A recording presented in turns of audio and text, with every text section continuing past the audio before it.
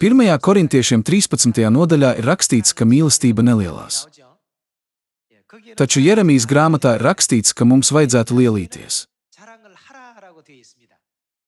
Mēs varam domāt, ka tas ir nedaudz pretrunā, bet 1. vēstulē korintiešiem 13. nodaļā rakstītie vārdi norāda, ka mums nevajadzētu lielīties ar sevi, un Jeremijas grāmatā rakstītie vārdi mūs apgaismo, ka mums vajadzētu lielīties ar Dievu un šo patiesību.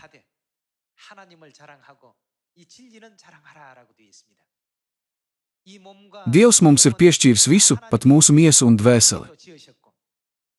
Tas ir Dievs, kas tās radīja. Turklāt Dievs katram cilvēkam ir devis īpašus talantus. Galu galā mēs varam saprast, ka nekas nenāca no mums. Šajā sakarā Dievs mūs pamodina, ka mēs nedrīkstam lielīties ar saviem spēkiem.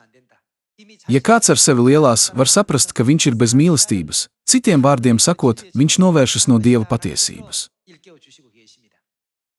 Aplūkosim Jeremijas 9. nodaļa 23. pants.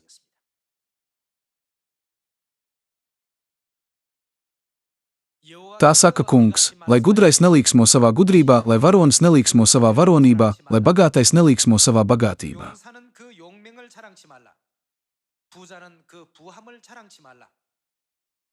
Kas grib līksmot, lai līksmo par to, ka protas un pazīst mani, jo es esmu Kungs, es dodu zemē žēlastību, tiesu un taisnību, jo tas viss man tīk, saka Kungs.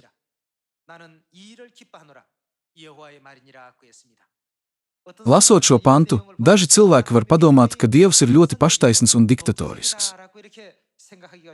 Tomēr tas ir tāpēc, ka Dievs zina, ka, ja mēs lielīsimies ar sevi, mēs galu galā viņu atstāsim. Padomājiet par Bābeles torņa vēsturi 1. Mūzes grāmatā. Viņi sacīja, uzcelsim sev pilsētu ar torni, kas sniedzas līdz debesīm. Kad tornis kļuva arvien augstāks un tā virsotne pacēlās līdz debesīm, cilvēki sāka aizmirst Dieva žēlastību, kas viņiem bija devis spēku.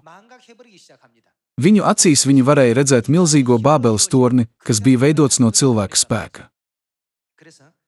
Tāpēc, kad cilvēki aizmirst Dievu, viņi galu galā atklāja sevi un lepojas ar sevi. Tomēr mēs nekad nedrīkstam aizmirst Dieva mīlestību pret mums. Dievs mūs tik mīlēja, ka viņš atdeva savu vienīgo dēlu. Viņš pat nomira pie krusta par mums. Dievs mums nekad nedeva šos vārdus savai godībai. Iemesls, kāpēc Dievs mums lika to darīt, ir mūsu pašu labā. Cilvēkiem patīk lepoties ar sevi un atklāt savu spēku. Tā rezultātā viņi attālinās no ceļa uz pestīšanu un debesu valstību. Tāpēc Dievs sacīja, lai gudrais nelīksmo savā gudrībā, lai varonis nelīksmo savā varonībā, lai bagātais nelīksmo savā bagātībā, bet tas, kas grib līksmot, lai līksmo par to, ka protas un pazīst mani.